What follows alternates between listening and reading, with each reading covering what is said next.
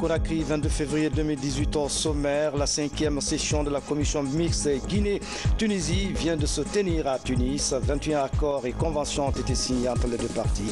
Mahamoud Bari sera dans ce journal. L'orpaillage au service du développement local. Désormais, 20% du revenu des exploitants de l'or seront reversés aux communautés pour leur développement. Un exercice de saut parachutiste se déroule à Maferia, dans la préfecture de Forêt-Caria, et une centaine de stagiaires du bataillon des troupes aéroportées participent à cette opération. Mesdames et messieurs, bonsoir. Merci de l'attention et bienvenue dans cette édition qui s'ouvre sur un décret du président de la République.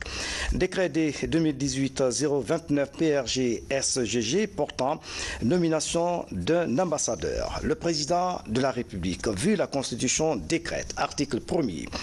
Madame Sidibé Fatoumata Kaba, précédemment ambassadeur extraordinaire et plénipotentiaire de la République de Guinée en Éthiopie et représentante permanente de la Guinée auprès de l'Union africaine, est nommée ambassadeur représentante permanente de la République de Guinée auprès de l'Organisation des Nations Unies avec résidence à New York.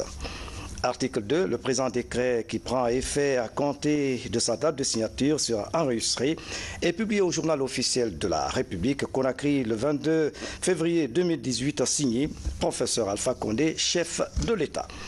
Et puis ce communiqué de la présidence de la République. Le vendredi 23 février 2018, Son Excellence, Monsieur le Président de la République, professeur Alpha Condé, présidera la cérémonie solennelle de prestation de serment du médiateur de la République au palais Sékou-Touré. Sont conviés à prendre part au cérémonial à partir de 9 h, les corps constitués ci-après. Monsieur le Président de l'Assemblée nationale, Monsieur le Premier ministre chef du gouvernement, Monsieur le Président de la Cour constitutionnelle, Monsieur le Président de la Cour suprême, Monsieur le Président de la Cour des comptes, Madame la Présidente de la Haute Autorité de la Communication, Madame la Présidente du Conseil économique et social, Monsieur le médiateur de la République, Monsieur le représentant de la Grande Chancellerie des ordres nationaux de Guinée, Monsieur le Président de la Commission nationale électorale nationale indépendante, Monsieur le Président de l'Institution nationale indépendante des droits humains, Monsieur le haut représentant du chef de l'État, Monsieur le chef de file de l'opposition, Mesdames et Messieurs les membres du gouvernement, Mesdames et Messieurs les ministres conseillers, membres du cabinet présidentiel, Mesdames et Messieurs les responsables des centrales syndicales, du patronat et de la société civile, Monsieur les co-présidents de commission provisoire de réflexion sur la réconciliation nationale, Monsieur le chef d'état-major général des armées, Monsieur le haut commandant de la gendarmerie nationale, Mesdames les chefs, Messieurs les chefs des états-majors des armées de terre, de l'air et de la marine, Monsieur le chef d'état-major particulier de la présidence, Monsieur les directeurs généraux des unités mobiles d'intervention, de sécurité, de la douane et des conservateurs de la nature, Mesdames et Messieurs les chefs des missions diplomatiques et les représentants des organisations internationales, Monsieur le gouverneur de la ville de Conakry, tenue autorisée, autorité civile, Monsieur, costume sombre aux tenues traditionnelles d'apparat, Dame, tailleur, robe aux tenues traditionnelles d'apparat, et pour les cours, tenue de cérémonie, autorité militaire, tenue traditionnelle d'apparat, le port des décorations est recommandé. Conakry, le 22 février 2018, le directeur du bureau de presse, M. Moussa Sissi.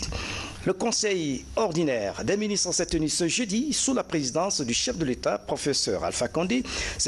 La session a planché sur des questions d'intérêt public allant dans le sens de l'amélioration des conditions de vie des populations. Bernard Tanguilo. Au palais Sékou-Touré, la vie de la nation est débattue par l'exécutif. Les échanges sont ouverts par les instructions du chef de l'État. Professeur Alpha Condé invite le gouvernement à vite agir pour résoudre certaines questions d'enjeux majeurs, notamment l'application des textes de loi relatifs au secteur de défense et de sécurité, l'organigramme du ministère de la Pêche et la poursuite des efforts gouvernementaux dans la résolution de la crise qui ébranle actuellement l'école guinéenne. Au titre du premier point de l'ordre du jour, Monsieur le Président de la République a demandé au ministre en charge de la Défense et de la Sécurité d'assurer le suivi des projets de loi et de textes d'application relatifs à la défense et à la sécurité intérieure. Le chef de l'État a invité le ministre de la Pêche à finaliser l'organigramme de son département et à proposer les textes y relatifs.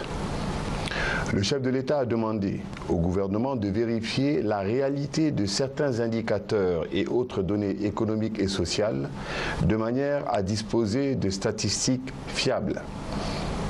À ce titre, le ministre en charge de l'administration du territoire a été chargé de mobiliser les administrateurs territoriaux pour recouper les informations transmises par les départements au ministère en charge du plan. Le président de la République a invité le gouvernement à poursuivre les efforts en cours pour résoudre la crise qui frappe le secteur éducatif, consécutivement à des dissensions dans certaines organisations syndicales. Au titre des comptes rendus, le ministre d'État chargé de la Défense a fait le point sur les travaux de la commission interministérielle sur le maintien de l'ordre public et la sécurité, a indiqué que dans le cadre de la réforme du secteur de la défense et de sécurité, une série de mesures d'ordre institutionnel, opérationnel et législatif ont été adoptées pour faire face à la problématique sécuritaire actuelle. Le Conseil des ministres de ce jeudi a aussi porté sur des projets de décrets soumis par le ministre de l'Énergie et de l'Hydraulique. Le premier portant attribution, organisation et fonctionnement du fonds de l'hydraulique, un projet de décret qui vise à corriger les manquements actuels constatés dans le fonctionnement du fonds de l'hydraulique. Deuxième projet de décret, celui portant déclaration d'utilité publique des zones couvertes par le projet d'interconnexion électrique Guinée-Mali. Le ministre a indiqué que le projet vise spécifiquement à établir l'interconnexion des réseaux électriques de la Guinée et du Mali, renforcer les interconnexions électriques en cours de construction dans la sous-région et favoriser le raccordement des ménages au réseau électrique dans les deux pays. Cette interconnexion renforcera le raccordement à 225 kV de CLSCG, l'OMBS, l'OMVG et Ghana, Burkina Faso, Mali. Il a informé que le coût estimatif du projet pour la partie guinéenne s'établit à 233,55 millions d'unités de compte, soit 325 millions de dollars américains. Il est cofinancé par la Banque mondiale, la Banque africaine de développement, la Banque islamique de développement, l'Union européenne, la Banque européenne d'investissement, la Banque d'investissement et de développement de la CEDEAO, la Banque ouest-africaine de développement et les gouvernements de la Guinée et du Mali. Des observations portées sur des sujets évoqués convergent vers la nécessité d'adopter et de signer ces différents projets de décrets ainsi que l'intégration d'un article relatif à la protection des espèces migratoires. À l'issue des débats, des décisions sont prises. 1. Le Conseil demande au ministre en charge de la Défense et de la Sécurité de préparer et programmer la réunion du Conseil supérieur de la Défense nationale. 2. Le Conseil approuve le projet de décret portant attribution, organisation et fonctionnement du fonds de l'hydraulique sous réserve de la prise en compte des observations formulées. 3. Le Conseil approuve le projet de décret portant déclaration d'utilité publique des zones couvertes par le projet d'interconnexion électrique 225 kV Guinée-Mali sous réserve de la prise en compte de l'observation formulée. Au titre des divers, le ministre d'État auprès de la présidence de la République chargé de la défense nationale a donné le programme des funérailles du gendarme ayant trouvé la mort lors de la manifestation du 19 février dernier. La ministre du Plan et de la Coopération internationale informe de l'état d'avancement de la préparation du rapport annuel 2017 du gouvernement guinéen. Et puis une information qui vient de nous parvenir. Le président de la République était ce matin au quartier Sangoya. Professeur Alpha Condé est venu présenter ses condoléances les plus attristées à la famille Yansane suite au décès de l'adjudant-chef Mfamara Chérif Yansane. Dans le même registre, professeur Alpha Condé s'est rendu également à Kipé dans la famille Silla pour présenter ses condoléances suite au décès de l'ancien ministre de la Pêche Youssouf Silla. Voici le compte-rendu de Sanassi Keita. En pleine mission de maintien d'ordre au quartier Bombouli, dans la commune de Ratoman, adjudant-chef Mfamara Chérif Yansane reçoit un projectile des individus non identifiés sur la tête. Cet agent de la gendarmerie nationale, n'ayant pas pu résister face à la gravité de la force du projectile qui a provoqué un traumatisme crânio-encéphalique, a trouvé la mort quelques minutes plus tard, le même jour, lundi 19 février 2018. Le président de la République, en compagnie d'une importante délégation, arrive donc ce jeudi 22 février 2018 au quartier Sangoya, dans la famille mortuaire, pour présenter ses condoléances les plus attristées à la famille éplorée. Lola, Yomu, Kundala, la Guinée famille Kerenkena de Nambini, Prosanare, au moment de Fani, au moment de Aga famille nara. Famille Kerenkema, Aga famille nara. Donc, à fin de la famille Soto, la Guinée famille Soto, à la famille de la Guinée Kuto, faut à ma mère. Khame, Kha délégation Moussiga, à Tangounina était ce Thomas, enfin, la famille à Colomb, avant fait que, au moment où on a la Guinée de Bilma, ou au moment où on a la télévision, alors il n'y a pas de genara, à y aura la Guinée de Bilma, Khal Dagouena, le rey de Krama, à y aura les Bilma, Khafel Sotora, Lama, à Ranaba, Tagat de Bamane. Nato a été ce dori. A Tampan a été ce dori. Arava famille Rebou. Arava Radina en Tamasari. A passé une chose à Tanama. Nous sommes Yassane Madi. Nous sommes à Tanama. On a mal c'est mieux pour bras. Nato a sa délégation Singeti à René-Lafa. On est toujours à Tanama. On m'a dit ma Tamasa Canare. Mengeva ça a été ce tour. À Barfa, famille Warato. Agafa Rebou. Consterné par la mort de ce jeune gendarme en pleine mission de maintien d'ordre, le chef de l'État exprime ses sentiments de regret. Un signe d'opposant à s'est retiré de 66 ans 84. Un signe d'opposant à compte été mis. L'occasion m'a mis Mougoro Titima et Game Oli. L'occasion m'a fait la soirée qui n'a pas ou bien policier. Il y a tout le monde qui est opposant. Parce que politique, compétition politique nara. Politique, amul droit de ennemi na ora. La politique fin de ennemi là. Il lance ce dit mais il annonce ndé. Et rana wali merema. Politique mon action. Politique mon action. Wa ma yabure raska yare. Nere compte tora mun wolde et bekana et moi boy raska yare. Tout et voilà qu'on bilan va faire votre béto. Et na fala ina me radio télévision a gelena meni ko bi kanye mo formation. Khama la politique bari la ba ma ile bini. Kene o rabor ma fa na mona politique fu guerre na naki. Donc ndamu mangaya fi nama. 93 bila ko ne ngayne be. Sori bi na fa nambe non etranga bila. Nasa misile qui n'a pas fait de Gabriel Roma à pouvoir la garder. Parce que moi, je me suis fait Roma. N'a fait l'opposant, il y a tout le monde nous souli. Mais comme dans l'Afrique, on a un badi. Donc il est là-bas, on a la fin de moi. Mais bon, à Colomb. Kabari mwana famerima afin ba bon na skayare na fanga ha di fi Guinée ma e rafi mato amana fa fluire mu wayma kene gendarme non police bi de kolonton population la la singe de mrem so somira to mrem ga xoma yara e hawana na bama est-ce que nana e xaw gëme to e xana gono bon Voilà. Faut famille radien. Alors on a mama. Quand même moi ma radi rafarati itanana. Il a mené radi radangitana anganana. Asorinana. Donc on va. On va la marandi.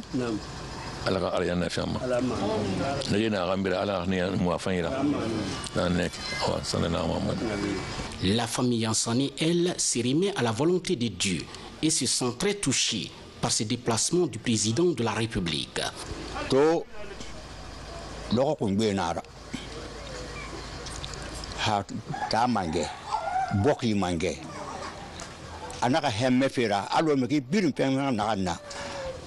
Asaji ba fe birina anaka fa akafa akadi adi atana madiara de ibaka na namfara de be yakose akafa ayete nyonke buti adi barafaka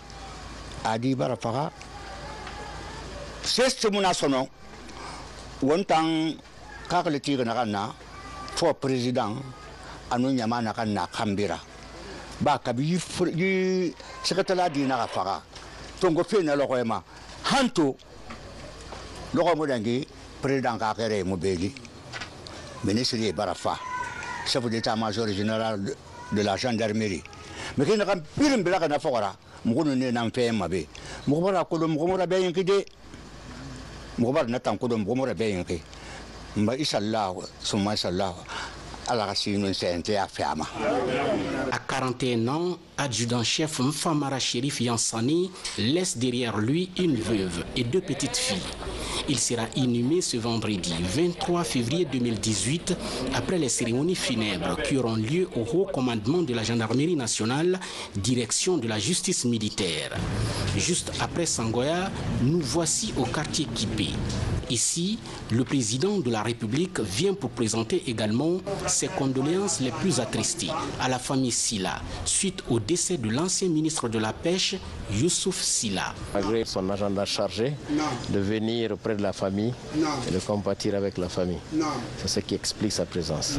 La famille Silla remercie le chef de l'État pour cette présence qui la réconforte davantage. Trouver les mots justes pour exprimer toute notre satisfaction par rapport à votre marque de sympathie depuis que Youssouf a été rappelé à Dieu hier.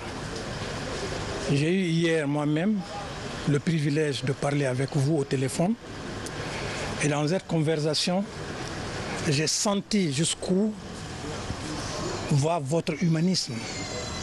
C'est comme si vous aviez les larmes aux yeux, en tout cas vous aviez la gorge serrée.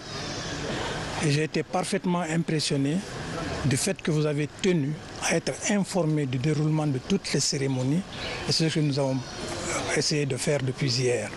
Au nom de la famille Silla, des familles Silla, Sissé, Keita, Sangaré, Sey et Diallo, nous tenons à vous remercier du plus profond de notre cœur.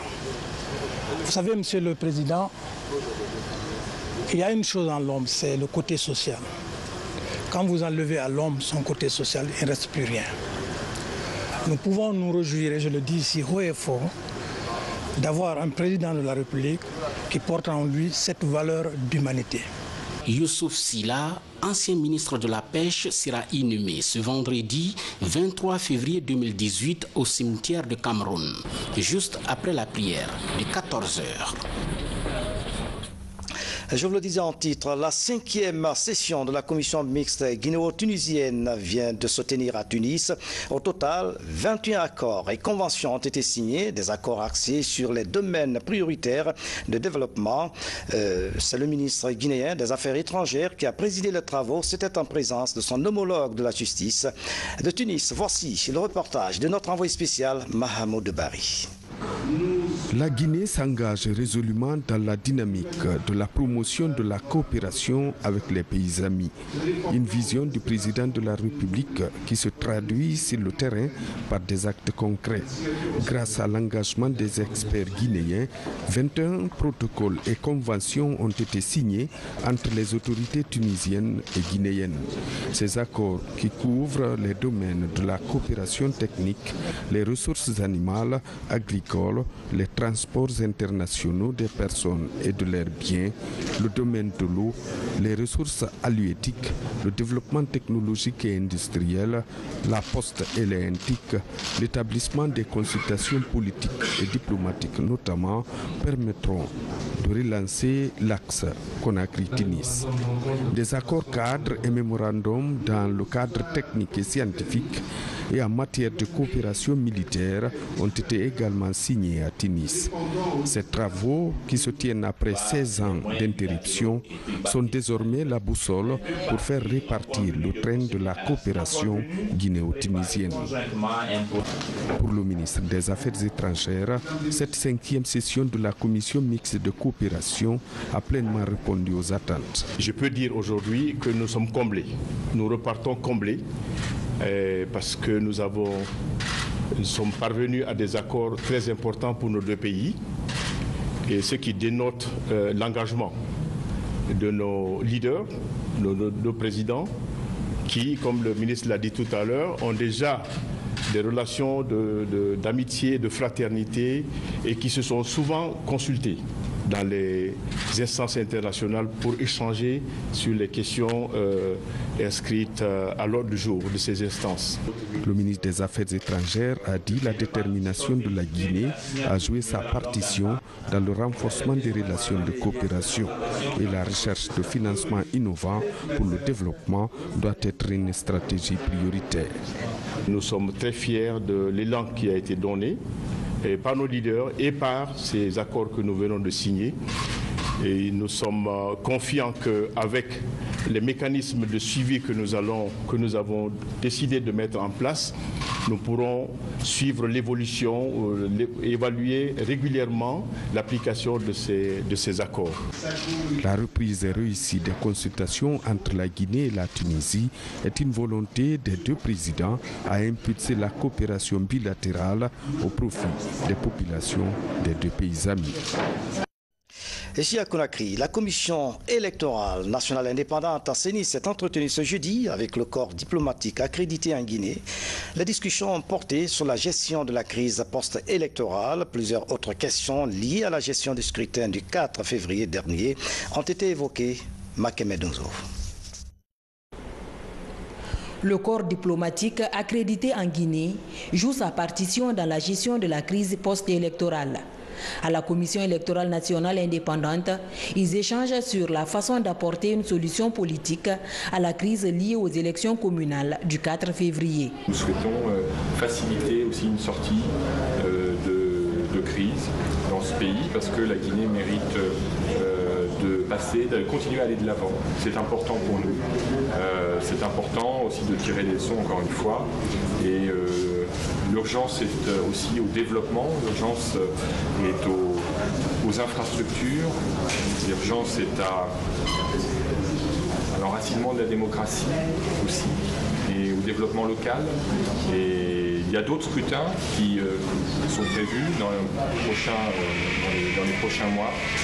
Nous souhaitons donc mettre tout en œuvre pour faciliter une sortie de crise maintenant.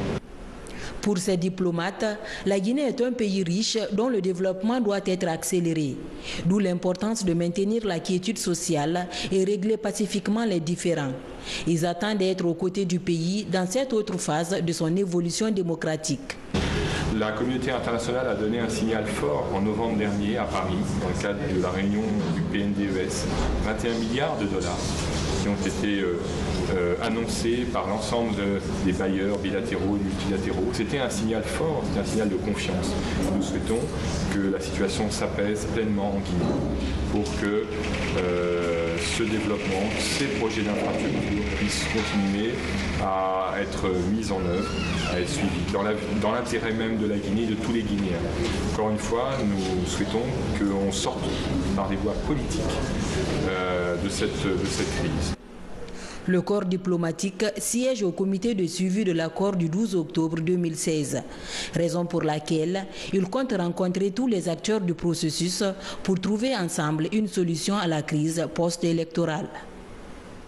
Et puis en plus bref, le ministre de l'Unité nationale et de la citoyenneté est en tournée de sensibilisation à l'intérieur du pays. Ceci après les violences post-électorales. Khalifa Gassama Yabi rencontre les habitants des localités qui ont enregistré des violences.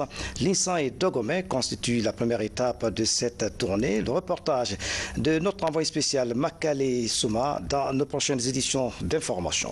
La perturbation des cours dans certains établissements porte un coup dur au calendrier scolaire. Le département de l'éducation nationale et de l'alphabétisation est préoccupé par la situation et une réunion de concertation a regroupé les cadres du ministère, les chefs des établissements et les délégués scolaires de l'enseignement élémentaire. La démarche vise à sensibiliser les acteurs en vue d'une reprise rapide des cours. Amadou Touré fait le point. Le cabinet du ministère de l'Éducation nationale et de l'alphabétisation rencontre les chefs d'établissement, les délégués scolaires de l'enseignement élémentaire et les directeurs communaux de l'éducation de la ville de Conakry. Objectif, informer, sensibiliser, mais surtout proposer des pistes de solutions pour une reprise rapide des cours. Vous êtes à la maison, vous venez à l'école, dans une école vide. Quand vous retournez à la maison, tous les parents vous interrogent, mais quand est-ce que ça va reprendre ? Alors c'est notre devoir à nous, chefs d'établissement, DSEE, de nous mettre au travail pour sensibiliser nos collègues qui ne viennent pas, afin qu'ils viennent, et pour maintenir à l'école pendant les heures de travail ceux qui arrivent dans la concession scolaire. Et notre devoir, c'est lancer un appel vers les organisations de parents d'élèves, les APAE, vers la FEGIPAE, pour qu'ils jouent leur rôle et qu'ils fassent venir les enfants à l'école. Le devoir du gouvernement, c'est recevoir ces enfants dans les concessions et sécuriser les concessions. C'est de cela qu'on a besoin. Les 104 présents à la rencontre, composés essentiellement de responsables scolaires, ont salué la démarche. Tous sont unanimes sur le bien fondé de la sensibilisation pour éviter une année blanche. On a dit aux enseignants vraiment d'être avec nous et pour venir enseigner leurs enfants parce qu'aujourd'hui, si ce n'était pas la perturbation, nous devons être dans la 18e semaine des cours. Et voilà, avec cette crise, ça nous fait 2 semaines, les cours sont arrêtés par endroits. Ça nous permet d'échanger et de trouver ensemble des solutions idoines. J'espère, on a beaucoup appris ce soir et je pense que nous, nous allons jouer notre rôle. Une délégation du secrétariat de l'ITIE international séjourne à Conakry. C'est dans le cadre des préparatifs de la 2e édition de validation du programme Guinée. La mission travaille avec le comité de pilotage de l'ITIE Guinée. Il s'agit d'harmoniser les données qui concourent à cette validation prévue au mois de juillet. La délégation a été reçue par le Premier ministre chef du gouvernement. Voici le compte-rendu de Hadi Kamara. C'est une mission d'évaluation mandatée par le secrétariat international de l'ITIE, l'initiative pour la transparence dans les industries extractives. Ici, il a été question de mettre en exergue le cadastre minier de la Guinée, ses forces et ses faiblesses et sa contribution dans l'économie guinéenne. La validation, c'est l'évaluation de la mise en œuvre de cette initiative de transparence pour les industries extractives. Donc, cette initiative couvre l'octroi de licences, la production, la perception des impôts, la distribution des revenus. Et nous sommes ici pour voir le progrès et pour reconnaître le progrès qui a été fait dans ce domaine, ici en Guinée, avec l'ITIE Guinée, nos partenaires locaux. La mission apprécie hautement le processus engagé par le gouvernement guinéen dans la transparence à la base, à travers les textes et les bonnes pratiques. L'ITIE Guinée publie annuellement des rapports sur le secteur extractif, donc c'est-à-dire sur le secteur du bauxite, de l'or, etc. Et nous continuons à les soutenir. Nous sommes ici pour la collecte des données, pour parler avec les partenaires et pour compléter des informations qui peuvent nous aider dans notre évaluation du pays. Le Guinée a fait beaucoup de progrès, par exemple dans la publication de son cadastre minier. Donc le cadastre minier est en ligne maintenant, qui a des informations pour tout le grand public en ce qui concerne où se trouvent les sites, les gisements, qui les détient, les substances qui sont produites, etc. Donc c'est un pas en avant pour la Guinée en termes de la transparence du secteur minier. Après avoir expliqué les difficultés auxquelles le secteur des mines est confronté, le Premier ministre Mamadi Djoula a réitéré l'engagement du gouvernement à respecter et faire respecter les conditions de l'ITIE international en publiant périodiquement les rapports du secteur extractif du pays selon le standard international. L'orpaillage est la deuxième activité qui crée plus d'emplois en Haute-Guinée après l'agriculture. Mais comment faire participer les exploitants de l'or au développement de leur localité et comment limiter l'impact de l'extraction artisanale sur l'environnement? Des actions sont engagées pour résoudre ces problèmes. C'est à la faveur de la rencontre des orpailleurs tenus à Kankan. Voici le reportage de Mamadou Alpha Baldé. Activité ancestrale, l'orpaillage emploie plus de 200 000 personnes et pèse un tiers du budget national. Lors du collège régional de Kankan sur l'orpaillage tenu l'année dernière, les orpailleurs s'étaient engagés à retrocéder 20% de leurs revenus au développement des zones impactées par leur activité. Un an après, l'ensemble des acteurs se retrouvent pour évaluer le niveau d'exécution des engagements pris lors du précédent collège. Dans la préfecture de Sigiri, je crois que les Kaladjanti, les Damanti se sont fortement mobilisés pour que ces recettes soient versées au niveau des collectivités. Donc les 20% que nous obtenons à travers cette exploitation, c'est ce que nous utilisons pour construire des postes de santé, des centres de santé et des terrains de proximité pour la jeunesse. Aujourd'hui, sur les 191 conventions qu'on prévoyait, une convention correspond à un site d'orpaillage. Nous en aurons 250 conventions qui seront signées entre ces tombolements et les communes rurales. Au moment où on venait à ce collège, on était à plus de 180 millions de francs guinéens collectés et versés dans ces 4 communes. Et là, je ne sais pas si vous étiez dans la salle, ils annonçaient qu'entre-temps, plus de 100 millions de francs guinéens encore ont été mobilisés. C'est vous dire que ce travail qui a été entamé en 2017 commence à porter ses fruits. La promotion d'un orpaillage plus respectueux de l'environnement et la lutte contre l'abandon scolaire dans les zones minières sont aussi des défis à relever. Les enfants qui ne sont pas scolarisés, ce sont des enfants qui plus tard ne vont pas être équipés pour comprendre le monde qui les entoure, notamment pour comprendre ces questions environnementales, mais aussi les questions sociales. Et lorsqu'on n'est pas en mesure de comprendre le monde qui nous entoure, ou qu'on n'est pas en mesure de s'exprimer pour donner ses idées, parce qu'on n'a pas été éduqué pour ça, formé, eh bien ça entraîne souvent de la violence. L'orpaillage, c'est un phénomène un peu complexe, à mesure où les districts ne gèrent pas les mêmes réalités et les secteurs aussi ne gèrent pas les mêmes réalités. Bien sûr que les différents comités sont installés aujourd'hui dans ces localités et les comités installés sont au pied d'œuvre pour que les mobilisations soient effectives au niveau de notre commune. Les travaux sont pilotés par le programme de renforcement des capacités des organisations de la société civile et de la jeunesse guinéenne. Dans l'actualité encore, une semaine de campagne d'assaut parachutiste vient d'être lancée à Mafereya.